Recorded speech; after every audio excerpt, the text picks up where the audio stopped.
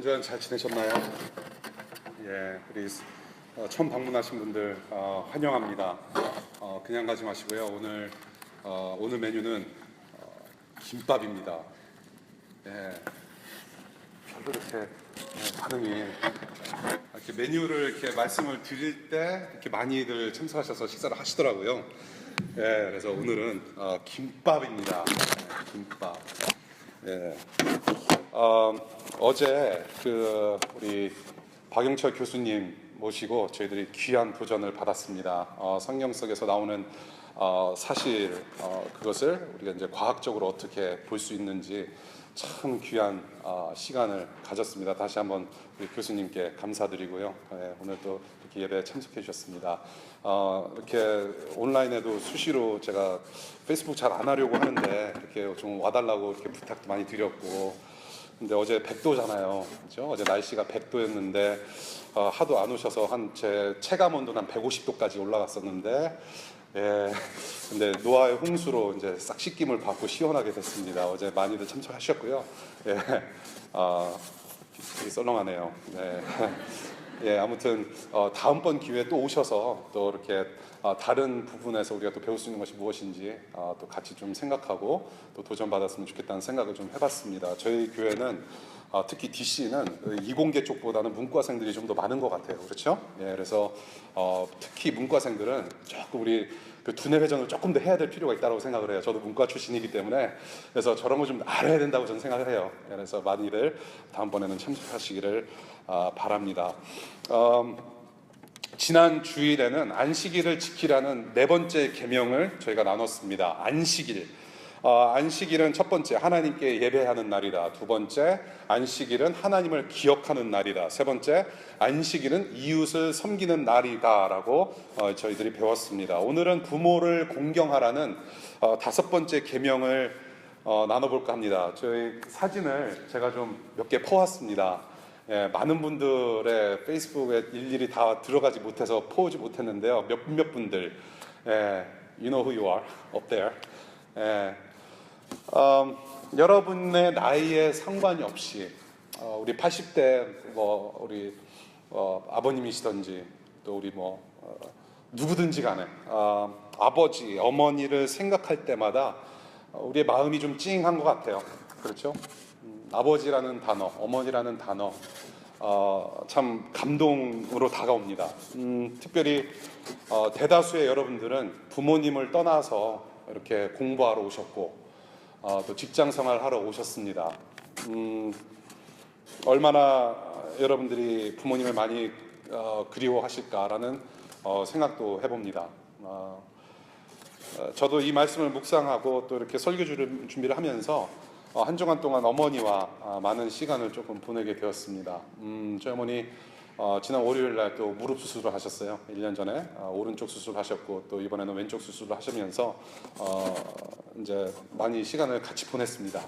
이제 다행히 작년보다는 회복이 빠르셨어요. 빠르셔가지고 참 다행이고 점점 더 젊어지신 것 같아요. 예, 그래서 감사하고 저는 어머니와 또 이렇게 시간을 조금 보내면서 또 이 말씀을 묵상하고 설교를 준비하는 가운데 좀 새로운 다짐도 얻었고 또 내 안에 조금 응어리졌던 어떤 회개의 이슈, 회개해야 되는 이슈도 하나님 앞에 내어놓을 수 있게 되었습니다. 저는 오늘 여러분들이 함께 이 계명을 우리가 함께 좀 생각하면서 새롭게 또 온전하게 변화받는 이 시간 되었으면 좋겠다는 생각을 해봤습니다. 오늘 말씀 출애굽기 20장인데요. 이런 성경책 가지고 계신 분들 출애굽기 20장 1절부터 17절까지의 말씀을 보겠습니다. 10계명을 우리가 또 읽겠는데요. 오늘은 김민희 교우님께서 나오셔서 출애굽기 20장의 말씀 읽어주시겠습니다.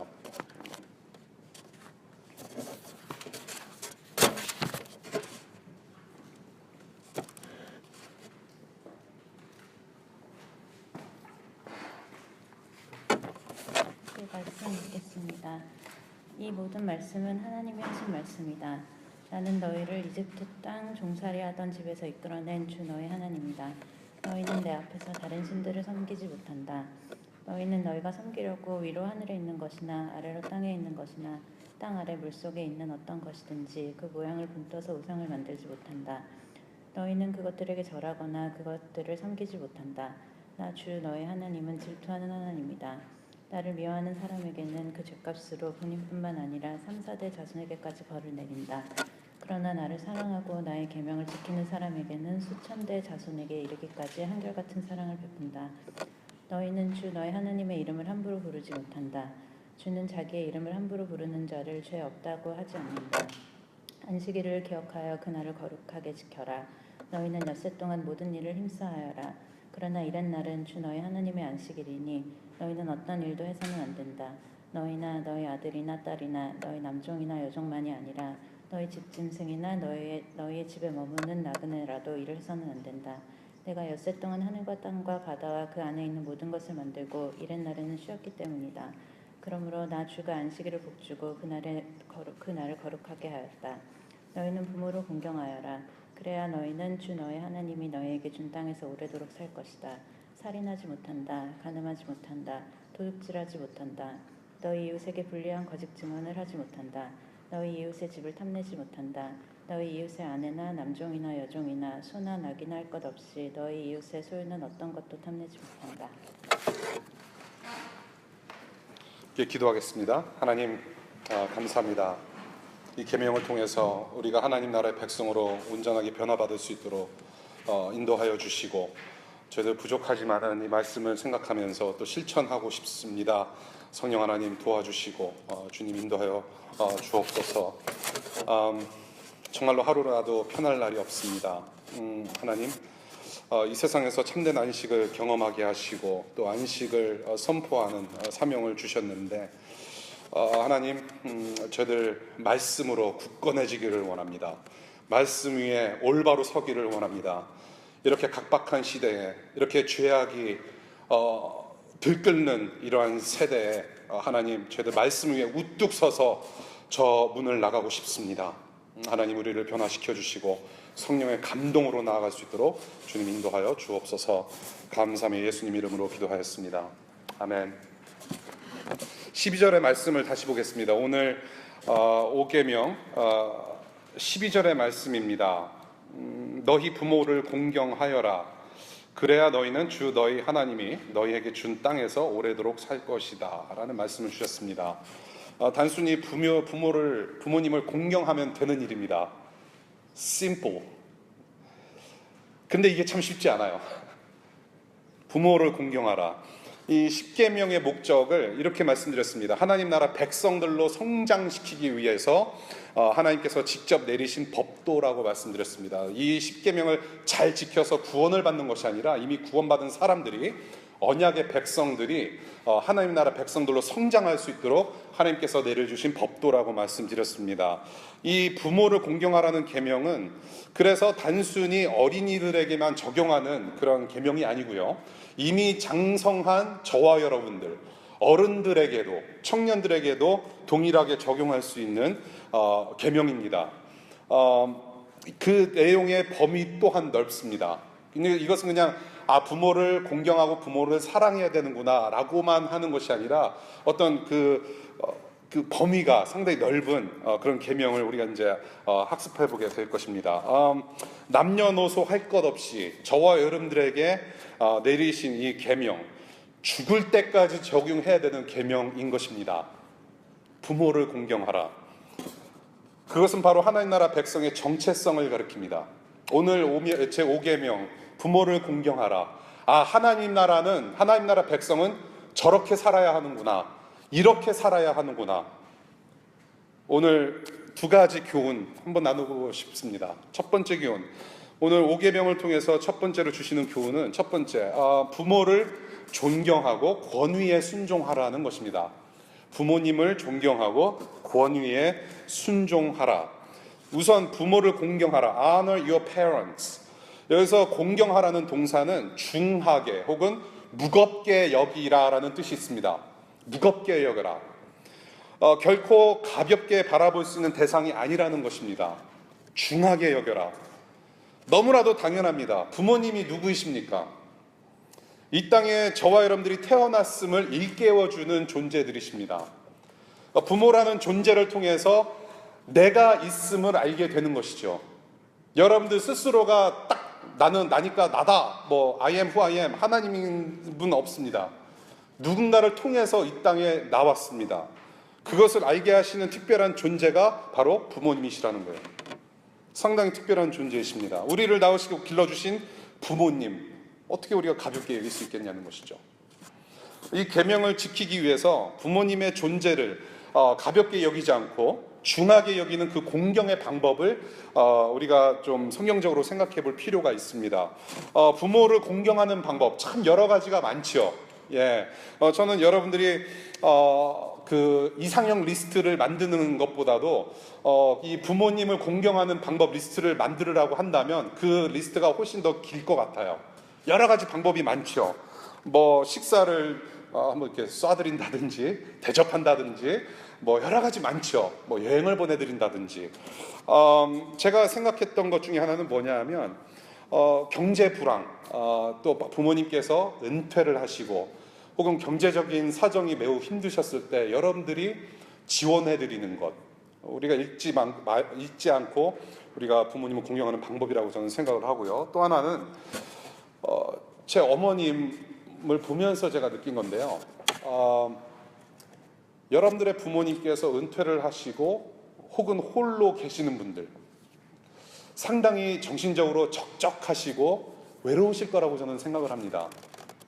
남편의 사랑을 받아야 되는데 남편의 사랑을 받지 못한 그런 상황, 아내의 사랑을 받고 싶은데 아내와 사랑을 나눌 수 없는 그런 상황 속에서 외로우실 때가 있다는 얘기죠. 그럴 때일수록 여러분들이 더 자주 전화를 해드리고 외롭지 않도록 삶을 나눠드리고 기도 제목을 나눠드리고 그런 것도 공경의 방법이 될 거라고 저는 생각을 좀 했습니다. 그러나 가장 크고 중요한 방법을 성경에서 보게 됩니다. 부모의 가르침에 순종하고 따르라는 것을 우리는 성경에서 자주 보게 됩니다. 부모는 자녀가 스스로 사회 구성원으로서 제대로 살 수 있을 때까지, 아니 살아있는 동안에 자녀를 가르치고 올바른 길로 인도해야 할 책임이 있습니다. 그것이 부모님의 책임입니다. 자녀가 순종하며 가르침을 받는 방법, 즉 부모가 자녀를 가르치는 방법을 에베소서 6장 4절에서 말씀을 하고 계세요. 그 방법은 무엇이냐? 훈련과 징계라고 표현을 해요. 교훈을 가르치고 훈계로 다스리는 방법을 성경에서 말씀을 하세요. 그것을 순종하고 그 부모님의 가르침을 따르는 것이 부모를 공경하는 것이다 라고 말씀을 하십니다. 자녀가 잘못된 길로 가고 있는데 그냥 방치할 부모님이 어디 있겠습니까? 시궁창으로 빠지는데 그걸 가만히 보고 즐길 분 아무도 없다는 얘기죠. 더러는 훈련을 해야 되고 받아야 되고, 내가 자꾸 잘못된 길로 가려고 했을 때에는 징계를 받으면서까지도 우리는 그렇게 올바른 길로 인도받아야 된다는 것이죠. 사랑하는 자식이기 때문에 그렇습니다. 그래서 부모님은 몸과 마음을, 그 모든 것을 다 바쳐서 우리를 가르치시고 우리도 훈계를 하시는 것입니다. 그게 자녀가 순종해야 될 부분이라고 성경에서 봅니다. 또한 이것을, 이렇게 부모님을 공경하는 것을 사랑이라고도 표현을 합니다. 이렇게 부모님께서 가르치시는 그 가르침을 순종하며 따르는 것이 부모를 공경하는 것이고, 그것이 곧 사랑하는 것이다. 이렇게 말씀을 드리는 이유는 무엇이냐면, 우리가 하나님을 사랑하는 방법도 똑같기 때문에 그래요. 우리가 하나님의 말씀을 따름으로 해서, 그 말씀을 따른다는 것은 뭐냐면 하나님의 존재를 인정한다는 것이죠. 하나님의 말씀을 따르지 않는 것은 하나님의 존재를 인정하지 않는 거란 말입니다. 그것이 아담이 저지른 죄악이죠. 하나님의 말씀을 따른다는 것은, 내가 말씀을 따를 만큼 그러한 권위가 있으신 하나님이시구나. 그래서 하나님께서 무엇이든 말씀하시든 내가 순종하는 것이 사는 것이구나. 그것은 곧 하나님을 하나님으로 인정한다는 것입니다. 하나님을 하나님으로 인정하고 따르는 것이 곧 하나님을 사랑하는 거라고 성경에서 가르치고 있는 것이죠. 이와 마찬가지로 저와 여러분들이 부모님의 말씀을 듣고 순종하고 따르는 것 또한 부모님을 공경하는 것이고 부모님을 사랑하는 것이다 라고 표현할 수 있는 것입니다. 그래서 가정 안에서 이렇게 질서 있게 부모를 순종하고 따르는 것, 이것을 이웃 사랑의 기초 단위라고 표현을 할 수 있다는 것입니다. 우리가 십계명을 크게 두 부분으로 나눌 수 있다고 배웠습니다. 첫 번째, 첫 4계명은 하나님에 대한 우리의 자세와 어떤 생활의 그런 자세를 가리키고요. 그다음에 5계명부터 10계명까지는 이웃을 향한 태도, 이웃을 향한 사랑의 마음을 가르친다고 표현하고 있습니다. 그것을 우리가 나눴습니다. 부모를 사랑하라, 부모를 공경하라. 여러분의 가장 가까운 이웃인 부모를 공경하지 않으면 어찌 다른 사람들을 그렇게 소중하게 다루며 사랑할 수 있겠냐는 말씀인 것이죠. 우리의 가장 가까운 이웃인 부모를 공경하라. 이웃 사랑의 실천은 거기서부터 시작이 된다는 것을 이 5계명에서 말씀하고 계신다는 것입니다. 이웃 사랑. 또한 우리가 이 본문을 보게 되면요, 이 교훈은 단순히 우리를 낳아주신, 여러분을 낳아주신 부모님만을 의미하고 있지는 않습니다. 이 지금 10계명을 모세를 통해 하나님께서 주셨는데 언약 공동체에 내려진 언약 공동체적인 계명입니다. 그 말의 의미는 무엇이냐면 이 공동체가 확대되어서 하나님을 아버지로 부르는 하나님 아버지의 가족 공동체, 그 안에 어른들을 부모님으로 모시고 공경하는 의미도 있다라는 것입니다. 단순히 저와 여러분들이 physically, biologically 낳아주신 부모님만 공경하라는 뜻이 아니라 지금 여기서 함께 예배하고 있는 웃 어른들도 부모로 여기고 그분들의 말씀을 존중하고 순종하라는 의미도 담겨져 있다라는 것입니다. 그때 당시 이스라엘 언약 공동체, 광야에서 그렇게 광야 생활을 할 때 수많은 어른들이 있었을 것입니다. 야, 모세 할아버지가 이랬단다. 여러 가지 말씀을 나누면서 또 가르침을 주셨을 거라는 것이죠. 지금의 시대를 살아가는 저와 여러분들은 교회라는 언약 공동체 안에서 우리는 한 가족이고 하나님 아버지를 섬기고 있다는 것입니다. 그 가족 안에서 우리 어른들을 우리가 순종하고 섬겨야 한다. 그 권위에 우리가 순종하고 따라야 된다.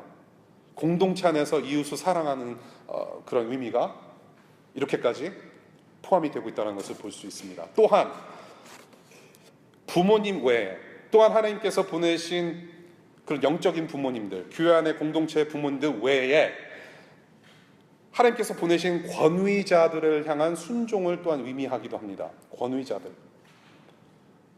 구약에는 단순히 우리를 낳아주신 분들만 부모라고 하지 않습니다. 사무엘상 24장을 보니까 왕을 아버지라고도 부르기도 했습니다. 왕. 그리고 열왕기 하 2장을 보니까 스승, 선생님을 아버지라고 부르는 모습을 보게 됩니다. 즉 우리 위에 하나님께서 보내신 권위 있는 자들에게 권위 있는 자들을 향한 순종을 가르치는 계명이라고도 볼 수 있다라는 것입니다. 이에 대해서 여러 가지 상황들을 우리가 논할 수 있죠. 그리고 순종하고 싶지 않은 부분들도 많습니다. 그렇죠? 뭐 대통령부터 해서 우리의 상관들, 우리 직장의 보스들, 지금 상당히 표정 관리를 잘 하시는 것 같은데 사실 보스 밑에서 일하는 거 쉽지 않고 정말로 그 사람들의 권위를 이렇게까지 따라야 하나, 여러 가지 생각들이 많이 있을 거라고 생각하지만은 여기서 보는 것은 그 사람들마저도 하나님께서 보내신 사람들이기 때문에 1차적으로 순종하는 마음을 갖는 것이 맞다는 것을 가르쳐 주시는 거예요. 부모를 공경하라는 4계명, 이렇게 하나님께서 보내신 권위자들, 부모와 왕과 상관과 이런 교회 공동체 안에 어른들을 공경하는 것, 존경하는 것, 그 권위에 순종하라는 명령, 이것이 바로 4계명의 그런 요지이고요. 그 권위를 존경하고 순종하는 것이 곧 이웃 사랑의 기초가 되는 것이다 라는 것을 우리에게 가르쳐 주십니다. 권위자, 부모의 권위, 교회 어른들의 권위, 하나님께서 우리에게 보내신 그 한 사람 한 사람의 권위. 저는 이 권위라는 단어를 들을 때마다 마음에 찔림이 있습니다. 어떤 찔림이 있냐면요, 제 말씀을 조금 드릴게요. 저는 15살 때 미국에 왔습니다. 그때 아버지를 떠났습니다. 아버지는 계속 한국에 계셨어야 되는 상황이었고 이미 연로하셔서 은퇴하셨고요. 15살 때 저 어머니와 함께 미국에 왔습니다. 세계은행에 다니시는, 월드뱅크에 다니시는 이모님을 통해서 제가 워싱턴 DC 쪽에 왔습니다. 그 뒤로 3년 뒤, 제가 18살 때 우리 아버지를 한국에 가서 마지막으로 배웠습니다. 그때 아버지는 이미 당뇨에다가 합병증 증세가 있으셔서 마지막이라는 것을 알고 제가 이제 한국에 방문을 하게 되었습니다. 그때가 대학교 들어가기 전인데요. 마지막으로 여름방학 아버님 뵙고 그러고 와서 제가 대학교 1학년 1학기 때 아버지께서 하나님 품으로 안기셨습니다. 저는 그러니까 제가 actually 실질적으로 아버지와 이렇게 살을 맞대면서 산 시간은 15년밖에 안 됩니다. 예. 그래서 그 15년도 사실 생각해 보면 제가 중학교 3학년 때 미국에 왔기 때문에 기억이 많질 않아요. 뭐 아버지한테 뭐 교훈을 얻는다든지, 야, fathering이 무엇인지, 아버지상이 무엇인지, 야, 뭐 이렇게 대화가 없었어요. 뭐 저는 어렸고, 그렇게 많은 기억이 나지 않습니다. 그러고 나서 시간이 지나면서 결혼을 하고, 제가 장성해서 아이를 낳고 아버지가 되었죠. 그런데 저는 마음에 두려움이 있었습니다. 15년 동안 15년밖에 아버지를 경험하지 못한 내가 어떻게 좋은 아버지가 될 수 있을까? 네, 저는 좀 두려운 마음이 있었습니다. 아직도 그래요. 내가 아버지로부터 배운 것이 많이 없고 아버지에 대한 기억이 많지 않은데 내가 어떻게 좋은 아버지가 될 수 있을까? 아직도 기도하면서 스트러글하는 문제입니다. 제가 어머니와 같이 미국 생활을 살면서 제가 결혼하기 전에 어머니는 영어를 잘 못하시기 때문에 그 가정의 중요한 것들은 제가 다 결정을 해야 됐었습니다. 제가 가장이니까. 예. 그래서 모든 영어로 된 문서는 제가 다 번역을 해야 되고 통역을 해서 결정을 해야 되고, 만약에 아버지께서 계셨으면 제가 그런 것을 고트로 안 해도 되는데, 이런 것을 경험을 안 해도 되는데, 저는 아버지의 역할을 제가 했던 것이죠. 그래서 지금 돌이켜보면 어떤 문제가 내 안에 있냐면 권위에 대한 순종이 없다라는 것이죠. 제가 중요한 일은 제가 다 결정을 했기 때문에 제가 권위자예요. 그러니까 제가 권위를 발휘하면서 결정한 모든 것은 다 옳다라고 생각하는 오류를 범하면서 살았다는 것을 깨달게 된 것이죠. 그것이 어디서부터 나오냐면 결혼하고 나서 아내와 살을 맞대면서 살 때부터 그런 스트러글이 있는 거예요. 컨플릭이 생기는 것이죠. 티격태격. 예. 아버지의 권위. 나한테 아무도 그 권위를 가르쳐주지 않았다라는 거예요. 순종해야만 하는 어떤 권위가 없었다라는 것이죠. 저는 권위를 못 배운 사람입니다. 그래서 그런지 저의 그런 직장 생활도 머리 아팠어요. 여러분들보다 더 머리 아팠을 거예요. 예. 왜냐? 권위에 대한 순종을 몰랐기 때문에. 예. 지금은 잘해요. 그래도 좀 나아요. 권위에 대한 순종. 굉장히 중요합니다.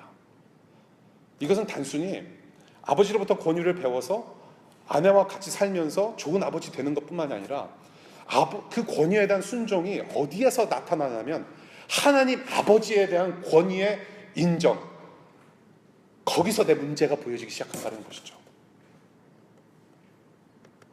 웃사람의 권위에 대해서 왜 이런 명령을 하셨고 내가 왜 이렇게밖에 살 수 없었는지를 잠시 좀 생각해 봤으면 좋겠습니다. 여러분들은 이 권위에 대한 문제가 어디에서부터 시작된다고 보십니까? 저는 아담의 이야기서부터 저는 시작된다고 봐요. 인류의 첫 인간인 아담이 자기를 만드신 하나님 아버지의 말씀에 불순종했습니다. 하나님의 존재, 그 하나님의 권위를 무시했다라는 말씀이죠. 하나님의 말씀을 무시하고 권위를 무시하고 불순종했다라는 것입니다. 아담이 자만했습니다. 교만했습니다. 자기의 권위가 하나님의 권위보다 높다고 생각했습니다. 자기가 하나님인 것이죠. 이것이 바로 죄의 시작이자 뿌리라고 하는 것입니다. 불순종, 교만과 자만, 내가 하나님인 것. 여러분들 생활신앙은 그냥 교회 나와서 그냥 말씀 듣고 그냥 말씀 암기 좀 하고 찬송 부르는 것이 신앙생활이 아니라, 신앙생활은 주일 이후로 24/7 매 순간마다 죄와 스트러글 하는 것이, 죄와 싸우는 것이 저는 신앙생활이라고 표현하고 싶어요. 어떤 죄냐? 교만의 죄, 불순종의 죄, 내가 내 인생을 내가 알아서 살겠다라고 하는 교만의 죄, 이것과 늘 싸우는 것이 저는 신앙생활을 표현하고 싶다. 자만과 교만, 죄의 본성, 하나님을 떠난 인간의 마음의 한중심에 이런 교만이 늘 중심에 이게 있다라는 것이죠. 권위에 대해 순종하지 않고 존중하지 않고 내 생각대로 내가 최고라고 여기는 마음, 이것이 바로 죄인의 실상이라는 것입니다. 그래서 주님께서 이 명령을 내리시면서 우리 눈에 가장 가까운 이웃을 향하여서 겸손하라, 존중하라, 존경하라, 순종하라, 훈련하시고자 하시는 계명이 아닌가 저는 싶어요. 눈에 보이는 사람들부터 존경하고 공경하고 가까운 부모님을 공경하고, 그래서 하나님을 순종하는 법을 배워라. 하나님을 사랑하는 것은 여기서부터 시작이고 이웃 사랑하는 것 여기부터 시작이다 라는 말씀을 하시는 거라고 저는 봅니다. 겸손. 그래서 어거스틴은 이런 말을 합니다. 자만 때문에 인간이 타락하였으므로 이제 겸손만이 유일한 길이다. 자만은 우리에게 상처를 입혔지만 겸손은 우리를 온전케 만든다. 하나님은 자만의 상처로부터 인간들을 치료하시기 위하여 겸손하게 오셨다 라고 말해요. 부모님, 영적인 부모님, 권위자들을 존경하고 그들의 권위에 겸손히 순종하라. 이것이 바로 우리에게 명하시는 사계명의 내용의 요지입니다. 두 번째로 주시는 교훈, 부모가 자식을 책임져라 라는 교훈을 오늘 이 계명 속에서 볼 수가 있습니다. 부모가 자식을 책임져라. 물론 책임지셔야죠. 저와 여러분들이 책임을 져야 합니다. 우리가 책임을 져야 하는 이유가 오늘 계명 두 번째 구절에 있습니다. 부모를 공경하라는 명령과 함께 하나님께서 덧붙여서 말씀하시는 문장이 있습니다. 부모를 공경해야, 그 다음 구절 봅니다. 너희는 주 너희 하나님이 너희에게 준 땅에서 오래도록 살 것이다 라고 말씀하세요. 개역개정을 보니까 내 하나님 여호와가 내게 준 땅에서 내 생명이 길리라. 그리고 사계명이 반복되는 신명기 5장 16절에 이런 말씀을 하십니다. 주 너희의 하나님이 너희에게 준 땅에서 오래 살면서 복을 누린다. 장수할 것이다. 장수의 복을 누릴 것이다 라는 말씀을 하세요. 언제? 부모를 공경하면. 이 문장에서 말씀하시는 하나님께서 주신 땅에서 오래 살 것이다, 장수하면서 복을 누릴 것이다 라는 의미, 하나님과 함께하는 복을 의미합니다. 하나님과 함께하고 영원하신 그런 하나님과 함께 누리는 그 하나님 나라, 약속하신 땅에서 영원히 누리는 그분의 나라라는 뜻을 담고 있습니다. 이스라엘 백성들에게는 가나안이라는 하나님께서 약속하신 땅을 의미하는 것일 테고요, 저와 여러분들 이 복이 확대되어서 지금의 시간을 살아가고 있는 우리에게는 하나님 나라라는 원대하신 뜻을 담아서 선포하시는 내용이라고 저는 봐요. 그런데 가만히 좀 생각해 봤으면 좋겠습니다. 이스라엘 백성들이 어떻게 약속의 땅 가나안에 들어갈 수 있었을까요? 저와 여러분들이 하나님께서 약속하신 하나님 나라에 어떻게 들어갈까요? 오늘 본문을 보면, 오늘 이 계명을 보면 부모를 공경하면 약속의 땅에 들어갈 수 있을 것처럼 설명하십니다. 그러니까 다시 말해서 내가 다른 것들을 하지 않고 다른 것들을 지키지 않아도 부모를 공경하고 오직 부모만 공경해도 나는 하나님 나라에 들어갈 수 있고 구원받을 수 있고 가나안이라는 약속의 땅에 들어갈 수 있을 것이다라는 뉘앙스로 읽혀지기 쉽다는 얘기죠. 그런데 그게 아니라는 얘기예요. 내가 예수님 믿는 믿음은 없는데 내가 하나님, 그 아버지를 사랑하고 어머니를 사랑하고 내가 매달마다 500불씩 봉양해드리고 여행도 시켜드리고 세계 1회 진미, 3대 진미를 제접을 해드리고 나는 부모님께 너무나도 공경 잘하기 때문에 부모님을 사랑하기 때문에 나는 하나님 나라 갈 수 있습니다 라고 할 수 없다라는 얘기입니다. 그렇다면 지금 여기서 말씀하시고 하자 하는 의도는 무엇이냐 하면 이것일 것 같아요. 하나님께서 약속하신 땅에서 영생이라고 하는 그런 장수와 복을 자녀들이 누릴 수 있게끔 하나님과 그분의 언약을 가르치라는 책임을 부여하시는 의미라고 저는 해석하고 싶어요. 하나님 나라는 단순히 부모를 공경해서만이 아니고 내 공로로 들어가는 것이 아니고 언약 가운데 하나님을 아는 구원의 역사로 말미암아 가능하다라는 겁니다. 그 하나님을 알리고 그 언약을 가르치고 언약 백성으로서 자녀들을 책임지고 길러야 하는 의무를 부여를 하셨다라는 얘기예요. 그래서 단순히 이 5계명을 바라봤을 때 내가 자녀이기 때문에 부모를 사랑해야 되는 것, 자녀이기 때문에 부모를 공경하라, 단순한 그 가르침에서 끝나면 되는 것이 아니라 부모의 책임도 말씀하시고 계시다라는 겁니다. 구약시대나 지금이나 부모는 자녀를 가르치는 책임이 있습니다. 특히 하나님께서 계시하신 말씀으로 자녀에게 하나님을 알리고 가르치며 언약 백성으로 살아가도록 인도하는 1차적인 책임이 부모에게 있다라고 하시는 것이죠. 그래서 에베소서 6장 1절에 주 안에서 부모에게 순종하라고 또 말씀을 하세요. 바울을 통해서. 주 안에서 부모에게 순종하는 것은 곧 자녀를 주 안에서 책임지고 기르는 것이 선행되어져야 된다는 것이에요. 주 안에서 자녀들을 길러라. 말씀대로 길러라. 하나님의 말씀을 토대로 해서 하나님의 방법대로 자녀를 노엽게 하지 말고 훈련과 훈계로 주 안에서 자녀를 기르라는 책임, 의무를 부여하시는 계명이다. 그러기 위해서는 부모가 하나님을 알아야 한다는 것이에요. 내가 하나님을 알지 못하는 전할 하나님이 없어요. 내가 복음을 알지 못하면 내가 전할 복음이 없어요. 내가 복음을 모르면 우리 자녀 복음 몰라요. 부모가 하나님을 알아야 됩니다. 하나님을 경외해야 됩니다. 부모가 하나님을 따르고 그분의 권위를 인정하는 삶을 살지 않으면 자식이 어떻게 하나님을 알 수 있겠습니까? 그렇지 않다라는 거예요. 부모가 먼저 하나님의 권위에 순종하고 그분의 말씀을 따르는 공경의 삶을 보여주는 것이 중요하다는 것입니다. 하나님을 경외하며 가르치는 부모를 통해서 자녀들이 그 부모의 영적 권위에 순종하고 그것을 통로로 해서 내가 하나님을 알게 되고 또 내가 하나님을 만나는 영생의 복을 누릴 수 있다는 것이죠. 하나님 나라의 가장 기초적인 단위, 가정이라는 언약 공동체의 안에서 하나님 나라의 실현을 보게 되는 거예요. 내가 하나님을 알므로 해서 그 하나님을 경외함으로 해서 내가 낳은 자녀를 그 하나님 소개시켜드리고 소개시키고 알게 하고 하나님의 말씀대로 살게 하고 그 가르침을 받은 자녀들은 언약 백성으로 성장해서 하나님을 알므로 구원의 역사에 같이 참여하고 그래서 그 가정이 언약의 공동체로서 하나님 나라를 맛볼 수 있는 가정으로 성장하는 그러한 원대한 범위가 넓은 계명을 우리가 볼 수 있다는 것입니다.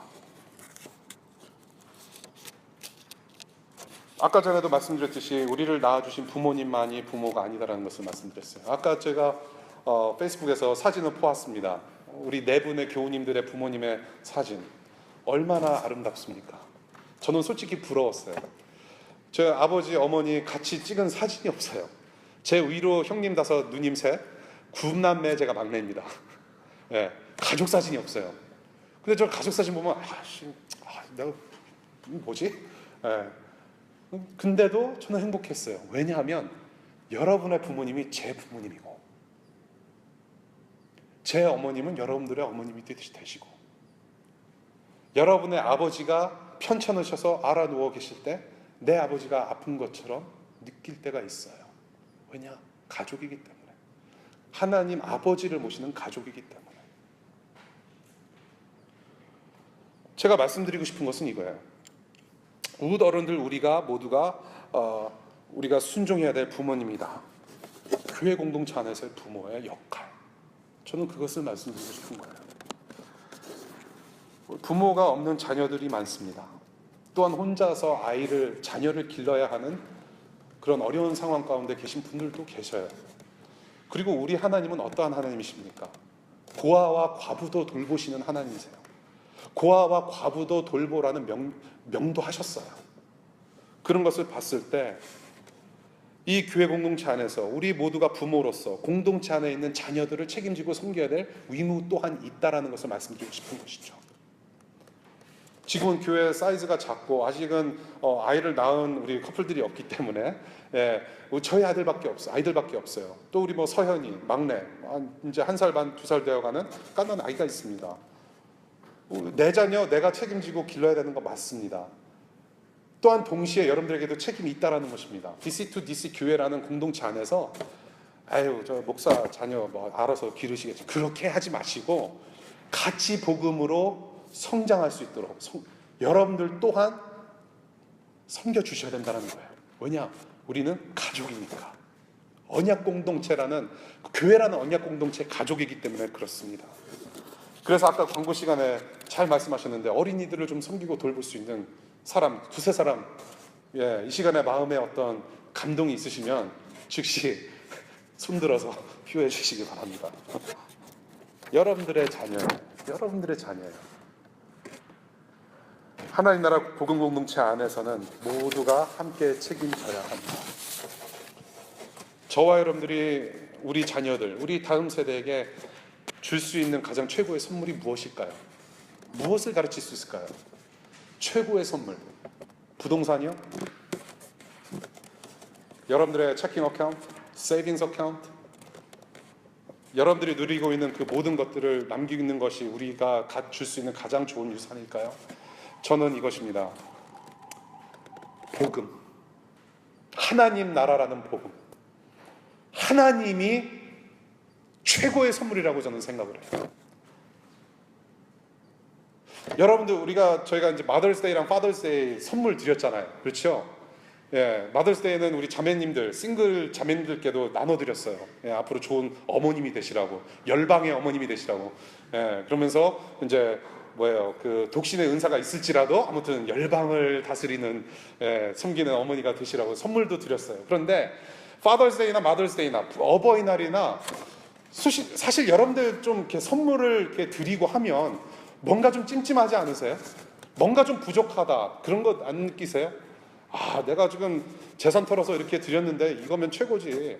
그렇게 이렇게 충분하다고 생각하시는 분들 없으실 것 같아요. 저도 그래요. 매번 부족해요. 매번 뭔가를 맛있는 것을 이렇게 사드리더라도 부족해요. 우리의 부모님이, 또한 우리의 자녀 되신 여러분들이 받을 수 있는 최고의 선물은 예수 그리스도의 복음이에요. 이 세상의 그 어느 것, 그 금은 보화, 이 세상의 그 어느 것이 귀중한들 우리의 생명을 건지시는 예수 그리스도의 복음에 그 무엇이 중요하다는 말입니까? 무엇이 중헌디? 무엇이 중헌디?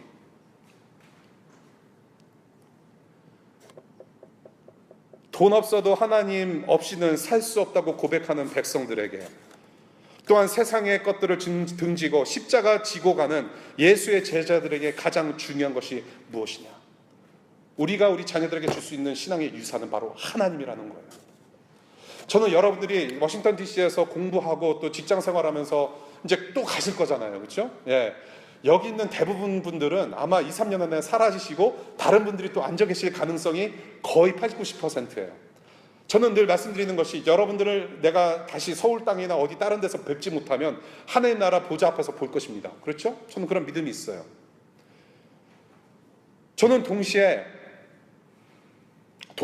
저는 바라는 것은, 여러분들이 이제 결혼을 하시고 또한 애를 낳으시고 세계 각각 곳곳에서 하나님 나라를 섬기시는 과정 속에서 하나님, 우리가 함께 나누는 이 신앙의 유산을 계속해서 뿌림으로 해서, 우리가 비록 눈으로 보이지는 않지만 그 형제, 그 자매, 그 교우, 우리는 하나님 가족이고 계속해서 하나님 나라는 우리 자손들을 통해서 계속해서 펼쳐 나아가지겠구나, 그런 어떤 기쁨을 좀 같이 누렸으면 좋겠다는 생각이 들어요. 앞으로 이제 프랑스도 가시고 한국으로 가시고 다시 또 뭐 어디로, 또 LA로 가시고, 그렇죠? 오늘 마지막 주일입니다. 그렇죠? 다시 캐나다로 가시고, 우리는 하나님 앞에 만나서 우리가 보좌 앞에서 영원히 예배할 것이고, 그 우리가 보좌 앞에서 영원히 예배하기 전에는 이 세상에서 우리가 from generation to generation, 자손대대로 예수 그리스도의 복음을 가르치고 그런 언약 공동체 하나님 나라가 확장되어지는 모습, 그것으로 우리는 기뻐할 수 있으면 좋겠습니다. 1차적인 책임은 우리에게 있다. 제가 저번에도 말씀드렸죠. 결혼 준비는 언제 하느냐. 여러분들이 부모님께 허락받고 결혼 날짜 잡을 때부터 결혼 준비하는 거 아니라고 말씀드렸습니다. 결혼 준비는 지금부터 하는 거예요. 지금부터 좋은 사람 되도록 여러분들이 노력하셔야 돼요. 아유, 난 좋은 사람 만나야 되는데 그러면서 자기가 좋은 사람 되려고 노력도 안 하면서 그렇게 바라는 것은 이기적인 것이죠. 예. 우리가 좋은 부모가 되는 것도 똑같습니다. 좋은 부모는 언제 됩니까? 애를 낳고 임신 중에? 아니에요. 지금부터. 이미 자녀를 낳으신 우리 부모님들, 지금부터 또 계속해서 노력하시면 돼요. 예수 그리스도의 복음 안에서 내가 부모로서 자녀들 보기에 부끄럼 당하지 않는 하나의 백성으로 내가 살겠습니다. 내 자녀는 복음으로 가르치고, 내가 전에는 부족했고 연약했지만은 still 나는 성화의 가운데 예수 그리스도를 닮아 가운데 있기 때문에 내 장성한 자녀가 나를 보더라도 내 모습을 통해 예수 그리스도를 보여지게 되기를 소망합니다. 이렇게 해서 복된 언약 공동체, 복된 가문, 부모와 자녀가 후손이 함께 하나님 아버지를 공경하는 그런 세대가 세대를 잇는 그런 가정, 천국 공동체, 우리가 이렇게 사계명에서 봤습니다. 오늘 사계명, 부모와 권위자들을 존경하고 그 권위에 순종하라. 두 번째, 부모가 자녀를 책임져야 한다.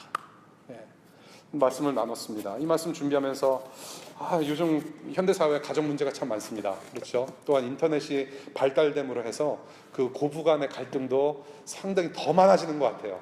고부간의 갈등이 뭐 드라마의 소재로도 자주 등장을 하잖아요. 이런 말이 있습니다. 이제 시어머니는 이제 아이를 낳고서 시어머니가 야 애는 배 깔고 누워야 된다. 그러면서 이렇게 하면은 아니에요 어머님, 인터넷에서 보니까 이렇게 하면 안 된다라고 말씀을 하세요. 그러면서 티격태격하면서 고부간의 갈등이 막 일어나요. 한 예인데 여러 가지 이슈가 많습니다. 오늘 뭐 부모님에 대해서 말씀드렸고, 가정에 대해서 말씀드렸고, 자녀에 대해서 말씀드렸고, 이 이슈를 지금 이 시간에 다 말씀을 못 드리지만은 저는 딱 세 가지만 말씀드리고 말씀을 마치겠습니다. 첫 번째, 부모나 자녀나 그 어느 누구든지 하나님의 은혜가 필요한 사람들이다. 예수 그리스도의 복음이 필요한 사람들이다. 저는 그거 꼭 말씀드리고 싶어요. 물론 저와 여러분들이 좋은 부모, 좋은 자녀가 되기 위해서 물론 노력도 해야 됩니다. 노력하셔야 돼요. 하나님 나라 백성은 노력해야 됩니다. 그러나 동시에 복음의 은혜가 너무나도 절실히 필요하다라는 거예요. 부모님 완벽하지 않습니다. 내가 장성하고 보니까 아버지는 슈퍼맨이 아니었고 어머니는 다 아는 사람이 아니었어요. 걸어다니는 백과사전 아니었어요.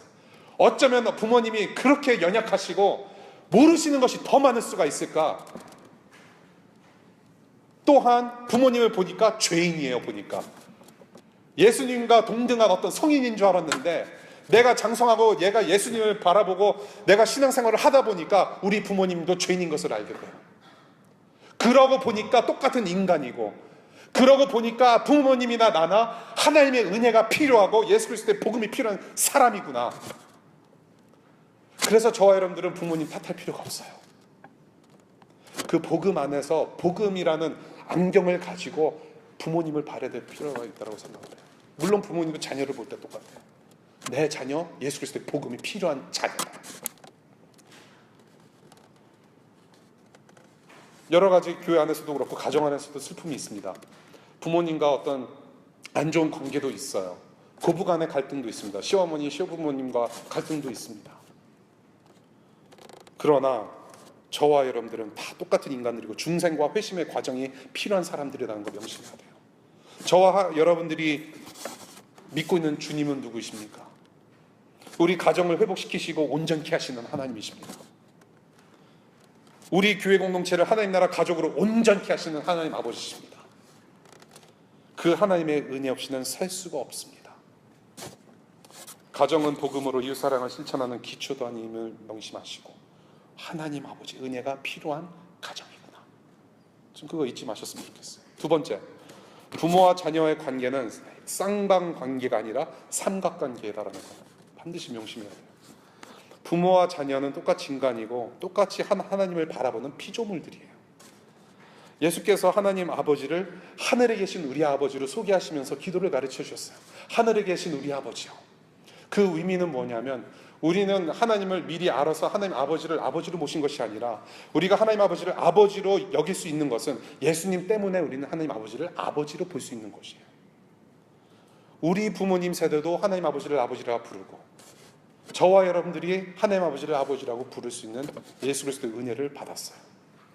그래서 저와 여러분들 사이에는, 그래서 여러분들과 부모님 사이에는 늘 하나님께서 같이 공존하세요. 같이 계세요. 삼각관계입니다.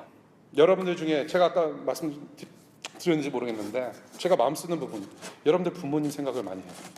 여러분들 중에는 내 아버지의 구원 때문에, 내 어머니의 구원 때문에 눈물로 기도하시는 분들 있으시다고 생각이 됩니다. 그 눈물의 기도, 마음의 안타까움, 누가 더 잘할까요?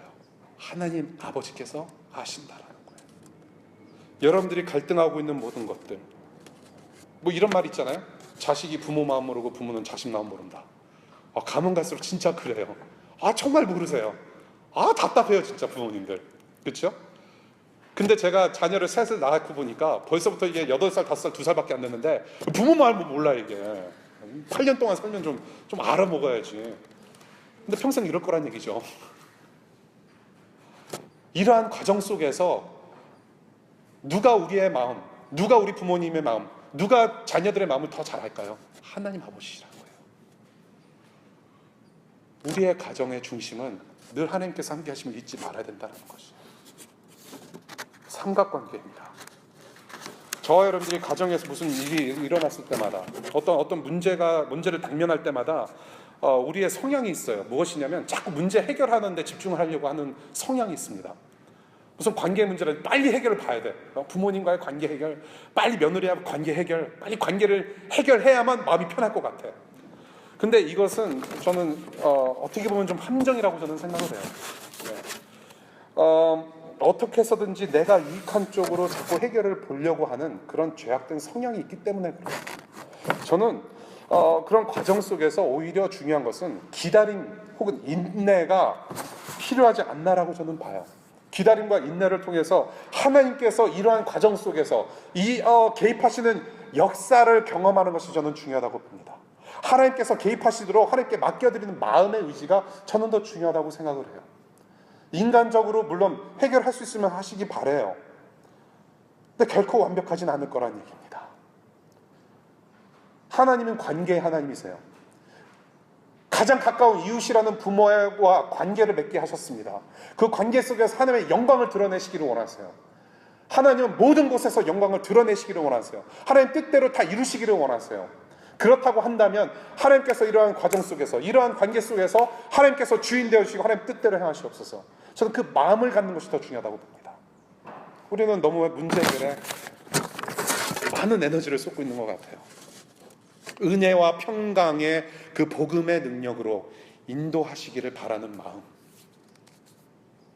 주님께서 그 관계 중심에 서 계심을 잊지 말았으면 좋겠습니다. 세 번째, 겸손으로 다 같이 섬기셨으면 좋겠어요. 겸손으로.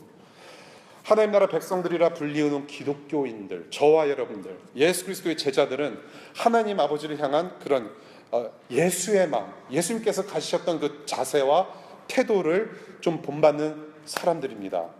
그렇다고 한다면 하나님 아버지를 예수님께서 어떻게 공경하셨는지 생각해 봐야 한다는 것입니다. 어떻게 하나님 아버지를 공경하셨습니까? 죽기까지 순종하셨습니다. 죽기까지 순종으로 섬기셨습니다. 그래서 이 예수 그리스도 5계명의 최고의 모델이시라는 겁니다. 저는 이 예수 그리스도를 닮아가는 저와 여러분들이 남편과 아내가 서로 섬기고, 특별히 자녀가 부모님을 섬기고, 그 예수의 동일한 마음으로 부모가 자녀를 섬기고, 또한 같이 살고 있는 룸메이트를 섬기고, 같이 직장 생활하고 있는 보스를 섬기고, 코워커들을 섬기고, 같이 생활하고 있는 내 동생, 내 누나, 내 오빠, 형을 섬기고, 서로 다 같이 겸손으로 섬겼으면 좋겠습니다. 사랑하는 여러분, 여러분이 장성해서 결혼할 때 혹은 결혼을 하셨을 때 뭐 이런 마음을 가지신 부모님, 이런 마음을 가진 여러분들은 없을 것 같아요. 나 자유 얻었네, 너 자유 얻었네, 우리 자유 얻었네 하시면서 결혼식 날에 서로 기뻐가지고 야 이제 부모님으로부터 이제 해방이다 그러면서 나 자유 얻었네 하면서 기뻐 뛰며 찬양하는 분 없을 거라고 저는 생각을 해요. 예, 부모님께 인사하는 시간 하면 그냥 울고불고 난리 나죠. 그냥 예, 다 지워지고. 예. 부모님들도 똑같죠. 자녀가 결혼해서 시집 내보내고 장가 내보내고 나 자유 얻었네 너 자유 얻었네 아유 지긋지긋한 놈 그러면서 확 내보내시는 분 없을 거라고 저는 생각을 해요. 여러분들 부모님들이 그러시죠. 이제 너 다 컸으니까 네 인생 네가 알아서 살아라. 그런 말씀 들으신 분들 좀 계실 거라고 생각돼요. 저는 여러분들이 그런 말씀 들을 때마다 서운해 하셨으면 좋겠습니다.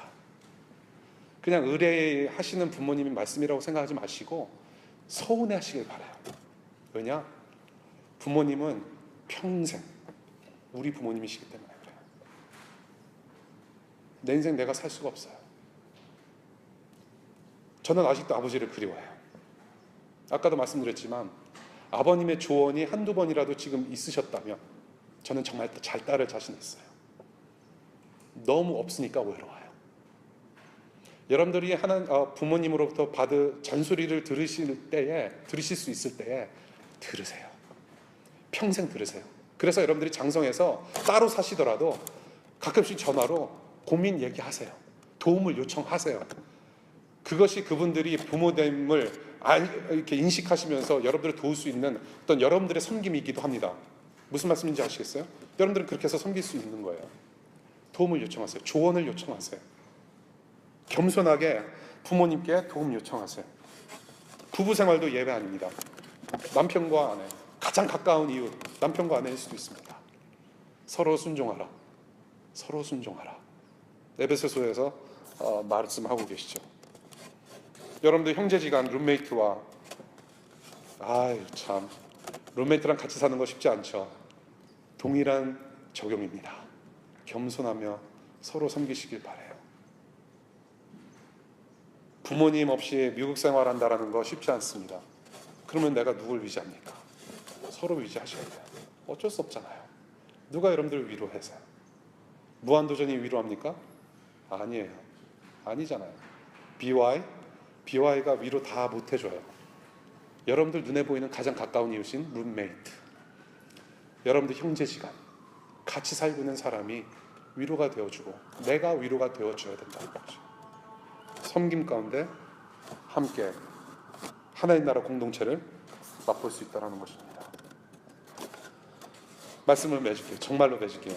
오늘 사실 부모를 공경하라, 저는 역대 그 설교 중에 가장 짧은 설교가 될 거라고 저는 생각을 했습니다. 그런데 그게 아니에요. 제가 어젯밤 오늘까지도 계속해서 다듬은 게 이 정도예요. 한 페이지를 다듬었고요. 지금 상당히 빠뜨린 내용들이 참 많습니다. 그만큼 하나님께서 중요한 말씀을 하셨다라고 저는 봐요. 부모를 공경하고 우리가 그 부모로서 책임을 다해야 된다. 우리 하이델베르크 교리 문답 문답을 함께 읽고 마치는 게 좋을 것 같아요. 함께 읽겠습니다. 하이델베르크 교리 문답 시작. 제5계명에서 하나님은 우리에게 무엇을 원하십니까? 나의 부모와 나에 위해서 권위를 행사하는 모든 사람들에게 나는 모든 공경과 사랑과 신실함을 나타내어야 합니다. 또한 나는 그들의 모든 선한 가르침과 징계에 마땅히 순종해야 합니다. 그리고 나는 그들의 연약함과 부족함에 대해서 인내해야 합니다. 왜냐하면 그들의 손을 통해서 하나님은 우리를 다스리시기를 원하시기 때문입니다. 이렇게 기도하겠습니다. 하나님